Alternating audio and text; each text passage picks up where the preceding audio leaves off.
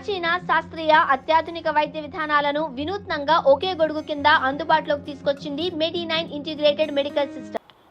రెండో పాయింట్, గతంలో ఏబిసిడి ఉంటే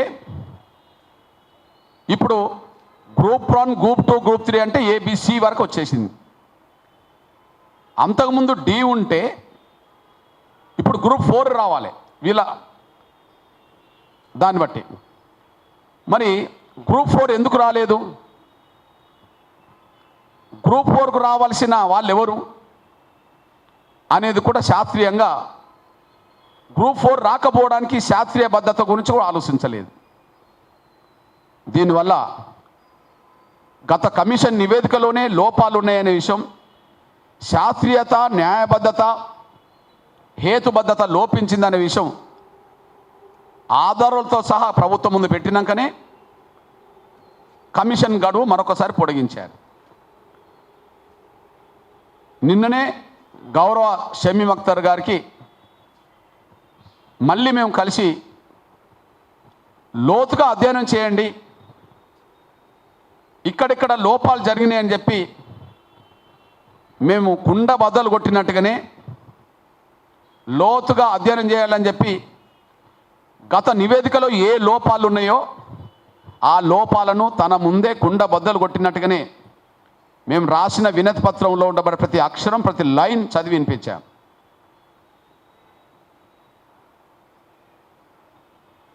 అయితే ఇప్పుడు మార్చి 10 వరకు గడువున్న సమయంలో నేను దళితుల్లో ఉండబడే అన్ని కులాలకు విజ్ఞప్తి చేస్తున్నా. ముఖ్యంగా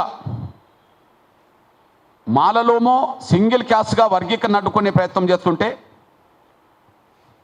అన్ని కులాలకు మేలు జరగాలని ఎంఆర్పిఎస్ యుద్ధం చేసుకుంటూ వచ్చేసింది. ఈ తెలుగు నేల మీద మాలలు మాత్రమే వర్గీకరణ అడ్డుతగుతూ వచ్చారు. మాదిగలు వర్గీకరణ కావాలని ఉద్యమానికి నాయకత్వం వేస్తూ వచ్చారు. 58 కులాల హక్కులను అడ్డుకోవడానికి ప్రయత్నం చేస్తున్నది మాలలు అవుతే, మాదిగలతో పాటు మిగతా 57 కులాలకు న్యాయం జరగాలని కోరుకుంటున్నది ఎంఆర్పిఎస్. ఈ నేపథ్యంలో విజ్ఞప్తి చేస్తుంది ఏంటంటే, ఒక మాదిగ బిడ్డగా నేను మిగిలిన 57 కులాల సంఘాలకు, సంఘాల నాయకులకు అప్పీల్ చేస్తున్నా. ఒక మాదిగ బిడ్డగా వర్గీకరణ లక్ష్యం కోసం పోరాటం చేస్తున్న ఒక మీ సోదరుడిగా 57 కులాల సంఘాలకు, సంఘాల నాయకులకు, ప్రజలకు విజ్ఞప్తి చేస్తున్నా. నేను ఈ వర్గీకరణ రేపు జరిగితే, రిజర్వేషన్లు ఈ దేశంలో ఉన్నంతకాలం వర్గీకరణ ఉంటే మరో 10 ఏళ్ళకో, 20 ఏళ్ళకో, 30 ఏళ్ళకో ఈ వర్గీకరణ వల్ల 2025లో జరిగే వర్గీకరణ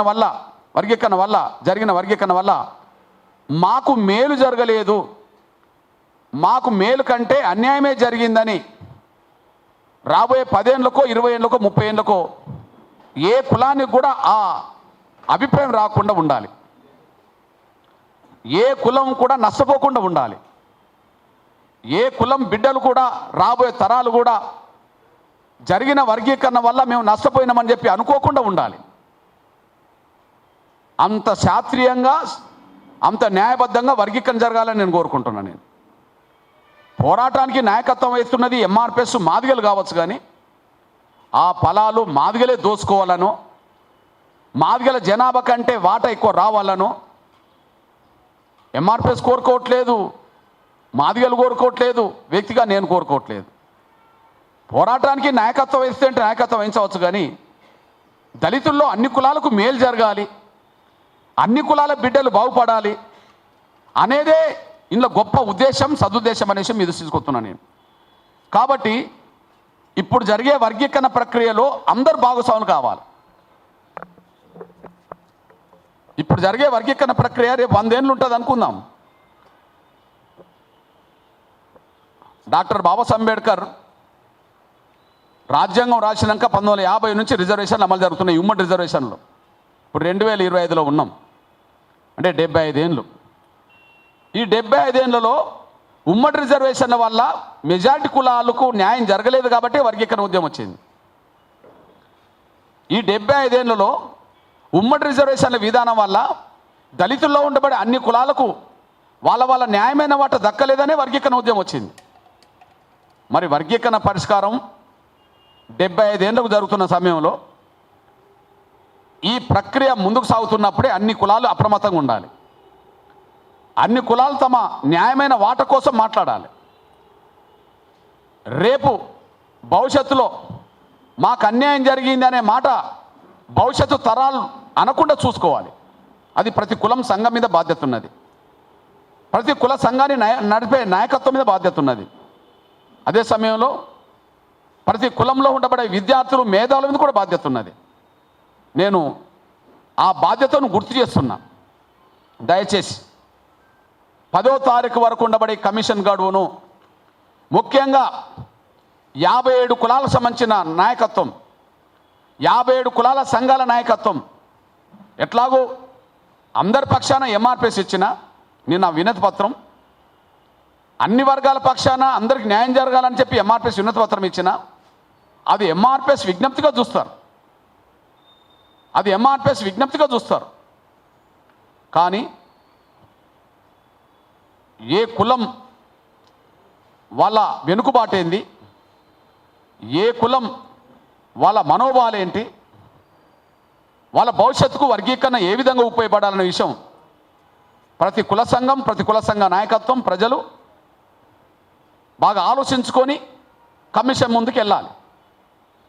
మరొక్కసారి పలానా వాళ్ళ వల్ల మేము దోపిడి గురైనాం, పలానా వాళ్ళతో మేము కలిసి ఉంటే మేము అన్యాయం గురైనామని చెప్పి ఏ కుల సంఘం అనుకోకుండా, ఏ కులం ప్రజలు అనుకోకుండా ఉండాలంటే ఇప్పుడు 57 కులాల సంఘాలకు నాయకత్వం వహించే వాళ్ళ మీద,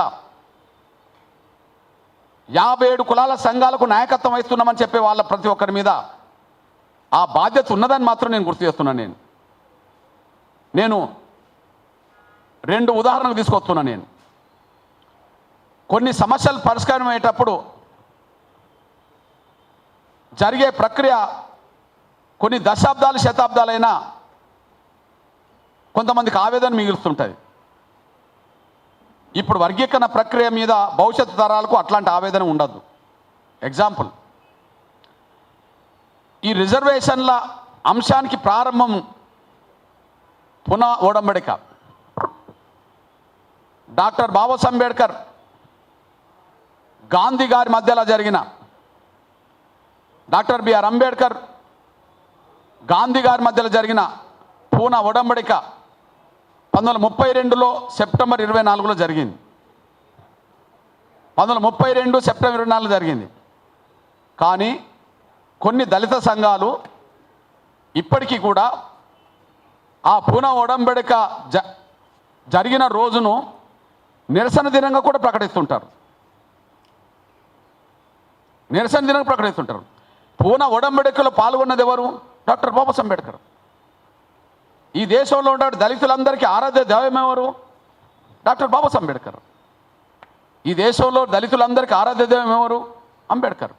ఈ దేశంలో ప్రతి ప్రజాస్వామికవాదికి ఆరాధ్య దైవం ఎవరు? గొప్ప నేత ఎవరు? ముందు చూపు గల వ్యక్తి ఎవరు? అంబేద్కర్. మరి అంబేద్కరే ఆ ఒప్పందంలో పాల్గొన్నాడు. ఆ ఒప్పందంలో మేము స్వేచ్ఛను, మా స్వతంత్రతను కోల్పోయినామని చెప్పి సెప్టెంబర్ 24 తారీఖున జరిగిన పూనా ఒడంబడిక రోజు నిరసన జరుగుతుంటాయి. ఆ నిరసనలు జరగడానికి కారణం పూనా ఒడంబడిక అని అనుకున్నప్పుడు, పూనా ఒడంబడిక జరిగి సంతకం పెట్టిన రోజే డాక్టర్ బాబాసాహెబ్ అంబేద్కర్ తన ఆవేదన చాటుకున్నాడు. పూనా ఒడంబడిక అమలు జరిగిన రోజే, పూనా ఒడంబడిక జరిగిన రోజే డాక్టర్ బాబాసాహెబ్ అంబేద్కర్ చాటుకున్నాడు. ఆయన ఒక మాట అన్నాడు, టెంకాయలో ఉండబడే గుజ్జును గాంధీ తీసుకొని మాకు ఉట్టి చిప్ప మాకిచ్చిండు అని చెప్పి ఆ ఒడంబడికను విశ్లేషించాడు. అంటే కమ్యూనల్ అవార్డును వదులుకోవడం ద్వారా, కమ్యూనల్ అవార్డును వదులుకోమని చెప్పి గాంధీ ఒత్తిడి పెట్టడం ద్వారా, నేను కమ్యూనల్ అవార్డును వదులుకోవడం వల్ల నాకు ఉట్టి చిప్ప నా చేతికి వచ్చింది, టెంకాయలో ఉండబడే కొబ్బరి చిప్పల్లో కొబ్బరిలో ఉండబడే కొబ్బరి అంతా గుంజుకున్నాడు అని చెప్పి తను సంతకం పెట్టిన రోజే ఆవేదన వ్యక్తం చేశాడు. కమ్యూనల్ అవార్డు ఉన్నట్టు అమలు జరిగితే దళిత వర్గాలకు వచ్చే స్వేచ్ఛ స్వాతంత్రాలు వేరుగా ఉండేది, వాళ్ళ భవిష్యత్తు వేరుగా ఉండేది. ఆ స్వేచ్ఛ స్వతంత్రాలు భవిష్యత్తును పూనా ఒడంబడిక కానీయలేకుండా పోయిందనే ఆవేదన డాక్టర్ బాబాసాహెబ్ అంబేద్కర్ మదిలో ఉండడం వల్ల ఈరోజు రిజర్వేషన్లు ఎంత అమలు జరుగుతున్నా కూడా ఆ రిజర్వేషన్ల మీద ఎదిగిన లీడర్లే శాసనసభలో పార్లమెంట్లో స్వతంత్రంగా మాట్లాడే స్వేచ్ఛ లేకుండా పోయింది. శాసనసభలో పార్లమెంట్లో స్వతంత్రంగా మాట్లాడే స్వేచ్ఛ లేకుండా పోయింది. అంటే కమ్యూనల్ అవార్డును వదులుకోవడం ద్వారా, ఇప్పుడు అమలు జరుగుతున్న రిజర్వేషన్లు అంగీకరించడం ద్వారా స్వేచ్ఛ స్వాతంత్రాలు కోల్పోయిండు అనడానికి అది సాక్ష్యంగా ఆనాడు అంబేద్కర్ మాటలు మాట్లాడినే సాక్ష్యం. కారణాలు ఏమైనా రిజర్వేషన్లు ఎంత అమలు జరుగుతున్నా, రిజర్వేషన్ల వల్ల ఎంతమంది దళితులు కొంత పైకి వచ్చినా కానీ మేము కోల్పోయింది కమ్యూనల్ అవార్డు కదా, దానివల్ల మేము స్వేచ్ఛ స్వాతంత్రాలు కోల్పోయినాం కదా అనే అభిప్రాయం ఉన్నది. సంతకం పెట్టిన రోజు అంబేద్కర్కు ఉన్నది. ఇవాళ 100 సంవత్సరాల దగ్గరకు వచ్చింది. 32 అంటే ఇవాళ 25లో ఉన్నాం. 93 ఏళ్ల తర్వాత కూడా ఆ పూనా ఒడంబడిక నిరసన వ్యక్తాలు జరుగుతున్నాయంటే మేము ఏం కోల్పోయినామో అది సాక్ష్యంగా నిలబడ్డది.